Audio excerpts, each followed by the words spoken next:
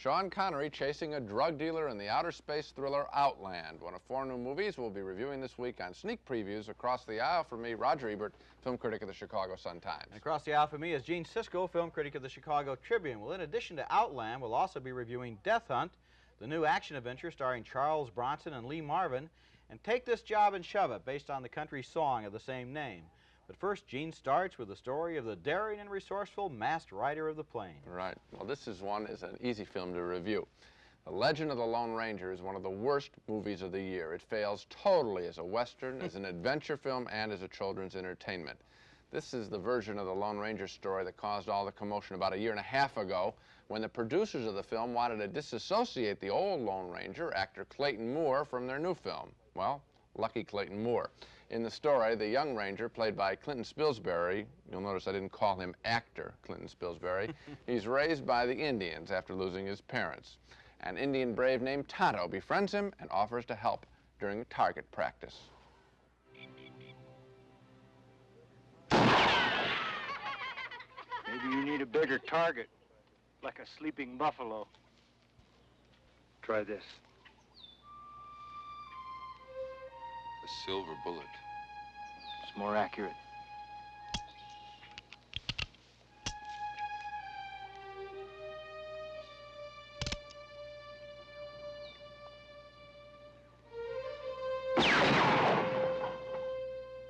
Tribal chiefs first use silver on their arrows.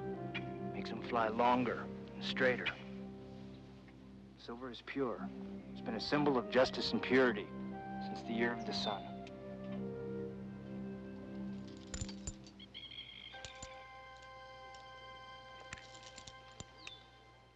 Gee, that's a new one. I didn't realize that the reason that the Lone Ranger uses silver bullets is because he's a bad shot. The film is badly acted and horribly paced. It takes a full hour before we ever see the Lone Ranger in his costume with the mask and everything. That was a stupid decision. The Lone Ranger in costume should have been the centerpiece of this movie. We should have seen him sooner. And when the Lone Ranger finally does arrive, he's involved in a silly adventure. A crazed Texan wants to run his own territory separate from the United States. To get what he wants, he kidnaps President Ulysses Grant, played by Jason Robards, but to the rescue, the Lone Ranger and Tonto.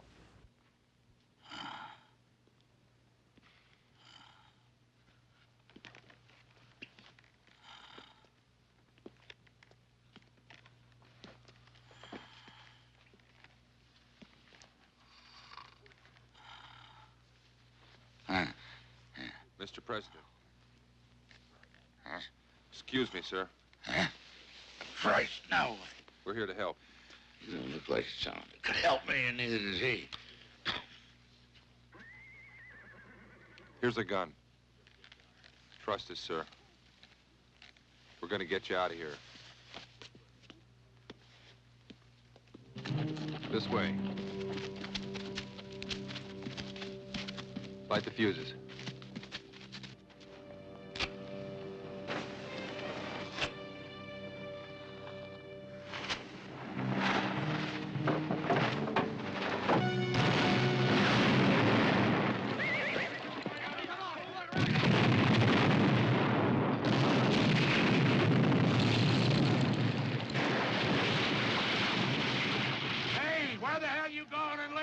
You're safer here, Mr. President. Yeah, but I can help you. I've been in a few battles myself, son. Now you're president, so keep your head down.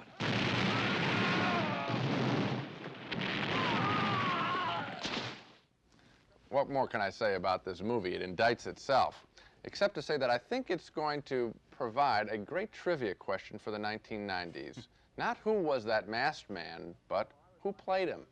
The answer, Clinton Spilsbury. You know, while I was watching this movie, at first I thought, gee, maybe the problem is that I've grown up. I'm not a kid anymore. Then I realized the problem was the filmmakers had grown up and they weren't kids anymore. And they took this material and they tried to dignify it for the first hour with this great, the origins of the Lone Ranger. And all of this tremendous dignity and this solemnity and so forth. It's like the beginning of Superman, before Superman really took off. But here, it's an hour of all of this stuff, and then when they finally get to the Lone Ranger and they play the William Tell overture and everybody cheers, then we get a character who is nothing like the guy that we liked on radio and television. Right. The real Lone Ranger hated violence, and this guy, here he is setting off dynamite, blowing people up, pulling I out think of that's a very good people all point. the I time? think that parents, the film isn't going to play very long, let's No, face I it, don't it's think bombing so. all over Right. the country. But I think that parents will really be disappointed, as will their children, because I think this is a film that a lot of kids were looking forward to, and it really is quite violent, needlessly so. As you point out, that wasn't the character of the Lone Ranger. Also, I still can't get over the stupidity of the decision to make it 1 hour before the William Tell overture, and we see this guy ride off. Before the Lone Ranger gets involved. It should have been, despite the fact that it's filled with violence, we should add it's very slowly paced. Right. And it should have been breakneck right out of the starting gate. It just should have been... How about having a sense of humor of the character? You know, enjoying the presentation of this character. You don't get it from the actor, Clinton Spilsbury. You don't get it from the filmmakers or the director. You know, in Superman, remember at the beginning of Superman, he looks at the one phone booth and he can't, Right. it's a modern phone booth, so he can't change his clothes in there. There should have been a little humor in this one with the Lone Ranger's mask. You know, as if anybody is going to be fooled by that 2% of his face being covered up. No humor and a slow story. Right, a real disappointing movie. Let's go on to a couple of other Western legends, Charles Bronson and Lee Marvin. These are two men whose faces have taken on such character over the years, they almost look like weathered bronze sculptures instead of members of the Actors Guild. Their faces and their absolutely unshakable screen personas are the two best things about Death Hunt, a boring thriller that consists almost entirely of the slowest chase scene in history as everybody slogs north to Alaska through knee-deep snow. Bronson plays a touchy and independent Canadian trapper who's killed a man in self-defense in a fight, and Lee Marvin is the sheriff who comes to arrest him. Johnson! This is Edgar Millen of the Royal Canadian Police talking to you. I don't want any trouble. I don't want to see nobody else get hurt. I'm coming in to talk to you. Now hear me out.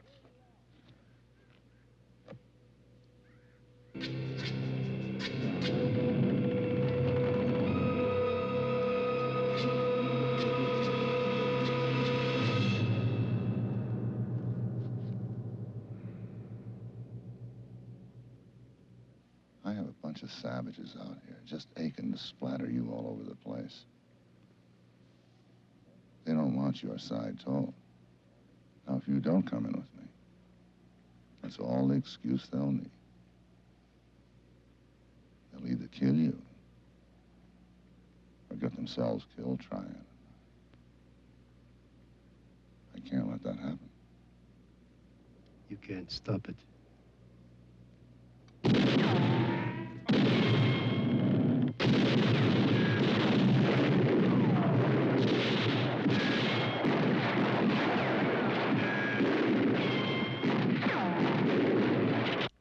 Well, Bronson is known as a man of few words on the screen, but I think this movie sets a record. Right there in that scene, you literally heard about half of Bronson's total dialogue in the whole movie, and almost everything else he has to say, he says to his dog. He spends the rest of the film running and shooting and jumping across raging torrents. Bronson somehow survives that last shootout. He straps on his snowshoes and he tries to escape to the north. Marvin leads the posse that chases him, and the whole movie is just that chase.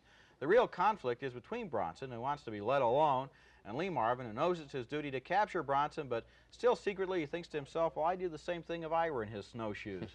I admire both of them in this movie. I enjoyed the texture of the Marvin and Bronson performances, and I appreciated the way they held their own, even in a movie that, unfortunately, is as tired and unsurprising as this one. Just once, recent years, I think, Bronson and Marvin deserve a better script. I agree with you, absolutely.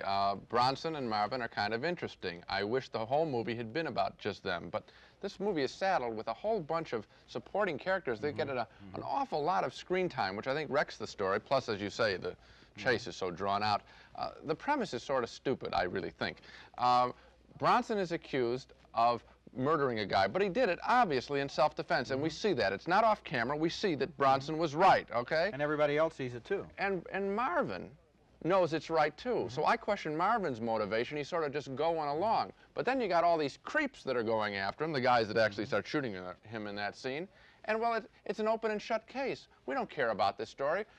Bronson's character is perfectly legitimate. Bronson's best characters have been like in Death Wish, where he has a cause. Mr. Majestic, he's a farm laborer being abused. He has a cause. This isn't a cause. He's being picked on by idiots. He's the avenger instead of the guy who's running away. Well, he's just being Another picked on thing by I didn't idiots. like about the movie, I think you're right, if they had just simplified it to Bronson and Marvin and had this simple chase, could have taken on a kind of grandeur. But as a matter of fact, They clutter it up with all of these supporting performances. Angie Dickinson What is she is doing? Marvin's girlfriend for a while, then she disappears from the movie. Andy Stevens comes in as a Mountie. He has no function. Then the guy comes in the biplane. He's going to shoot down Charles Bronson from the air. Yeah. That's ridiculous. We're constantly being distracted from this basic conflict between the two men. Yeah, a big mistake in casting. Why all these extra roles? I didn't get it. Our next film, though, is a pleasant surprise. It's a workers' rebellion comedy, sort of a male version of 9 to 5 that works surprisingly well because it takes its story seriously. The film is Take This Job and Shove It, based on the 1977 country tune by Johnny Paycheck. The film stars Robert Hayes from the movie Airplane as a young executive sent back to his hometown by the boss of his corporate conglomerate to improve the profits of a new acquisition, a small brewery in Dubuque, Iowa. Fellow executive Martin Mull tries to offer some advice to Hayes. You can only fake it for so long. I thought you just got yourself a Dubuque Star Brewery. Yeah, old man Pickett finally broke down. And God's gift to women better have his body in Iowa by Friday, or its soul is on welfare on Monday. Read it and weep. 4 weeks to deliver a 50% production increase. Look, Dubuque is my hometown. I can't go back there like some corporate hatchet man and make over that brewery in 4 weeks. The old man is building generals, not buck privates. This is a test, my fair-haired wonder boy. I've done a hell of a job for this company. Why am I being dumped on? Dumped on? This is the biggie. I like that scene a lot. It's sort of surprising. The two men walking into their offices, sort of trapped into their offices, Robert Hayes looking uncomfortable in his suit. That's not the kind of strong scene you expect to see in a summertime movie. The best part of the movie is that the script, I think, cares enough about Robert Hayes' character to make him really squirm in trying to decide the priorities of his life. To whom does he owe his allegiance? To his hometown brewery buddies or to the corporate carrot, a bigger job, a bigger salary, which his boss is dangling in front of his nose? The issue comes to a head after Hayes is at the new brewery. He's increased production dramatically, and that pleases the conglomerate's boss, who has now turned around and is about to resell the brewery to a wealthy Texan. Hayes has been used, and that explains why his foul-mouthed anger confronts the Texan, Charlie Rich, when he comes to tour the brewery. $1,800 an hour. Yeah. Hey, Billy boy, you want to get it up to 2,000? We got the guys here that can do it. Hey, Ray, how'd you like to be president of works, huh?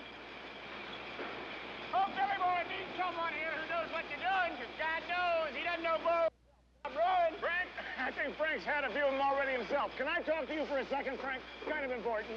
Hey, don't go away, Billy boy. Frank. Be right back. Frankie, you want to spend the rest of your life in a trailer? Well, I don't. I don't know whether you've lost your mind completely. Hey, 3,000. Let's get it up to 2,500. Come on, we can do it. What the hell is he talking about? Hey, you.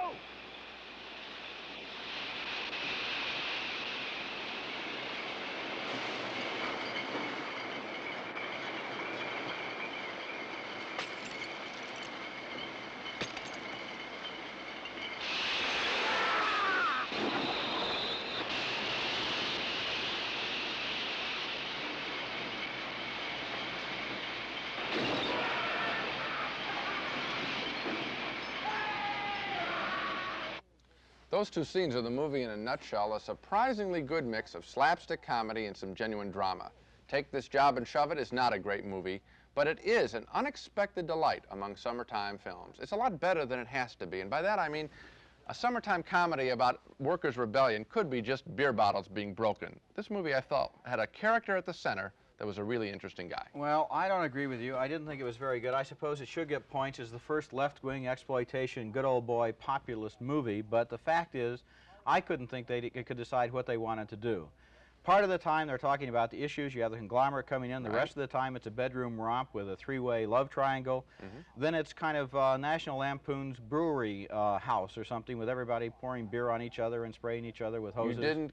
Well, I mean, obviously what I'm saying is it had, yes, all those elements that you just named, and it did them well, I thought. In other words, I thought that the guy, I was really caught up with this guy, the poor guy who makes it out of a small town. He's from Dubuque, goes to Minneapolis to the big conglomerate, and then has to come back home. And I felt he was really, I think this guy's a terrific actor. I love the story. I mean, and the fact is, you tell me the story, I would like to see that film. I think maybe this movie needed a rewrite because it's so chaotic, it never organizes its elements.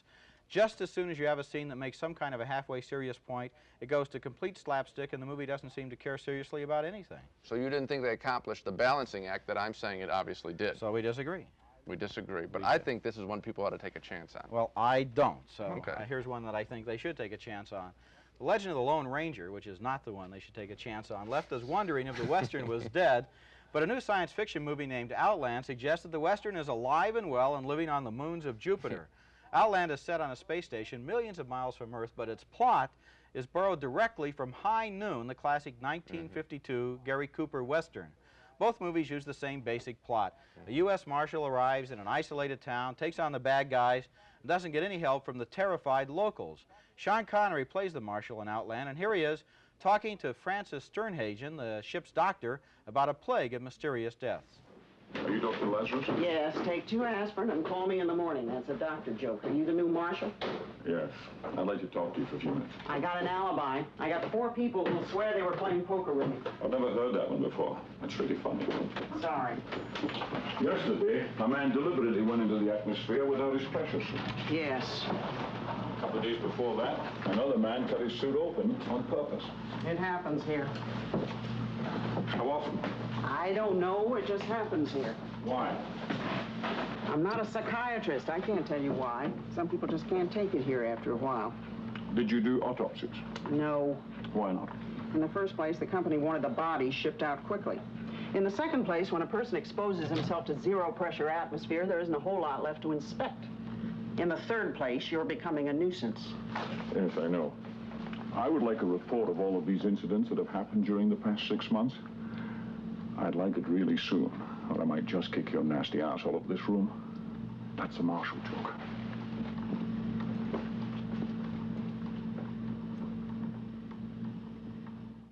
The doctor there, Francis Sternhagen, is the only person on board that Connery can trust, and they turn out to have a nice relationship together.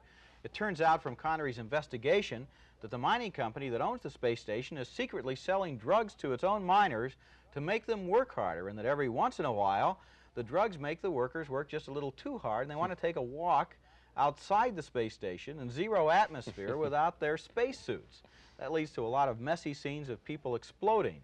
After Connery uncovers the drug ring, he goes to the company manager, played by Peter Boyle, who thinks Connery is just fishing for a payoff, a bribe. But Connery already knows that Boyle is the ringleader. Now, every year a new marshal comes to start his tour. You all know the score. You know the score. You're no different. If this hero routine is to get your price up, I'll think about it. What are you at? You. What is it with guys like you? I mean, if you were such a damn super cop, what are you doing on a company mining operation like Isle? They didn't send you here as a reward for your sterling service. You know that, and I know that. I read your record. You got a big mouth. That's why you're sent from one toilet to the next. Me, I don't plan on spending the rest of my life doing this. Well, good for you. Now, look, this radio of yours is silly. You try and meddle, I want you to know what you're meddling with. You got something to prove, prove it to yourself, not to me. I'll see you around. If you're looking for money, you're smarter than you look. If you're not, you're a lot dumber. I'm probably a lot dumber. Boyle calls in 2 company hitmen to kill Connery, but the marshal outsmarts this guy with a rifle by stalking him from outside the space station.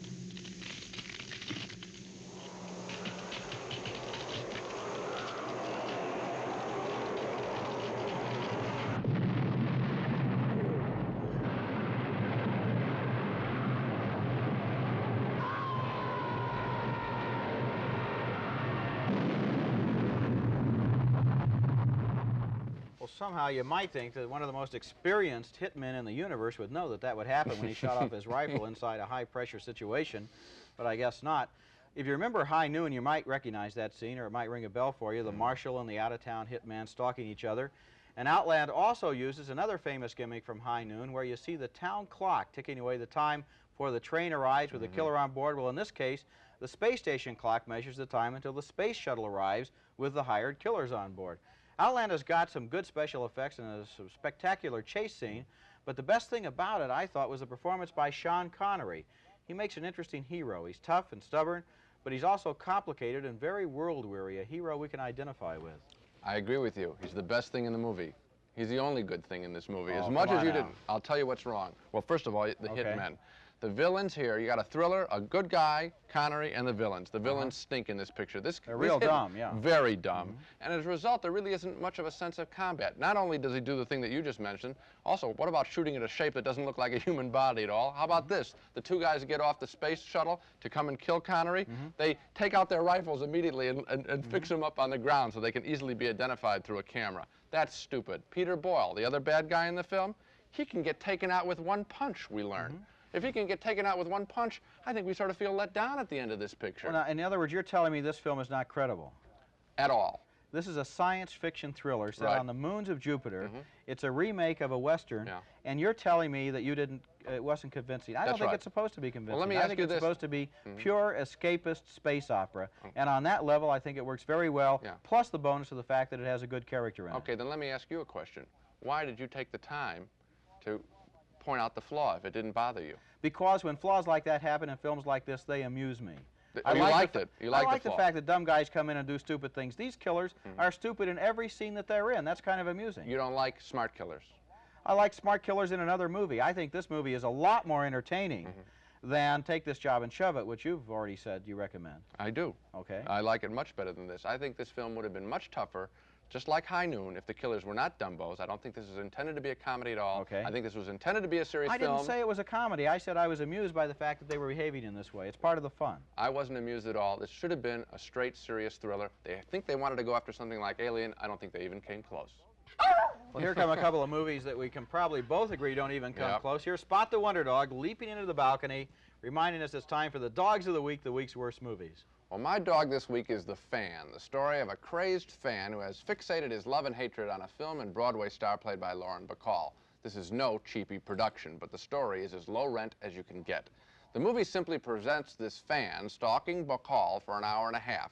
When he can't get to her, he starts cutting up those people close to her. We see standard mad slasher attacks in bloody detail.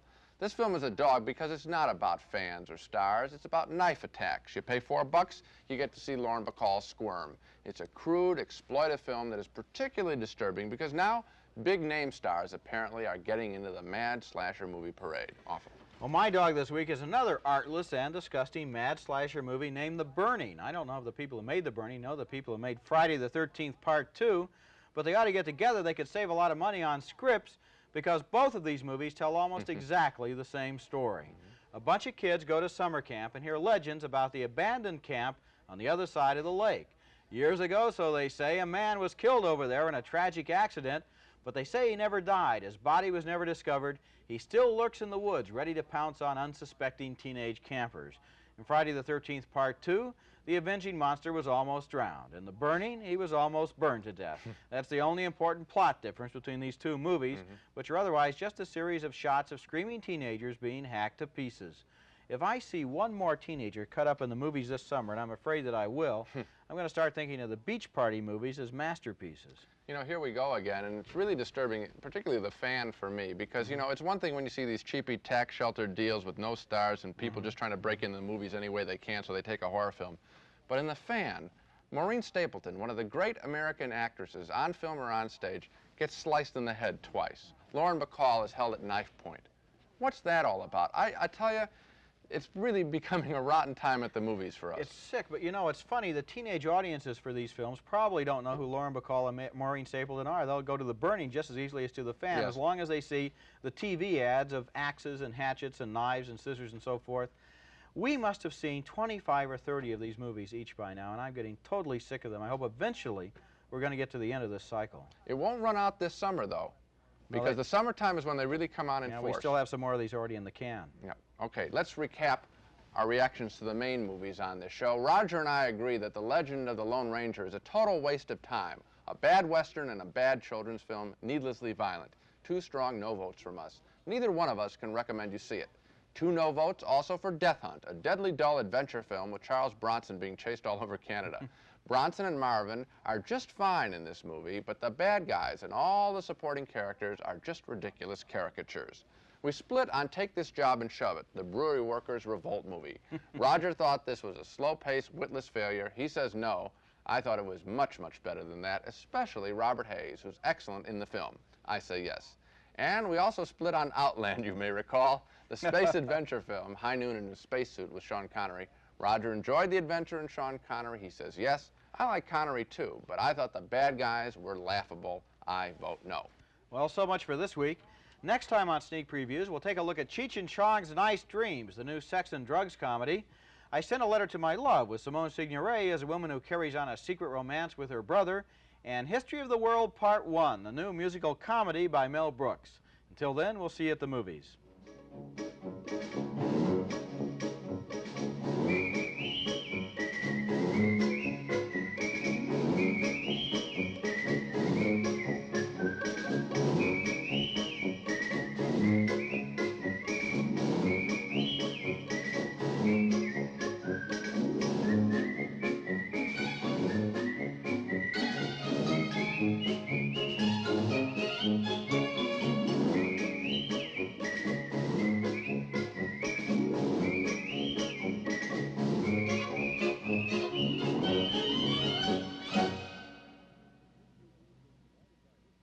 Funding for Sneak Previews was provided by this station and by other public television stations.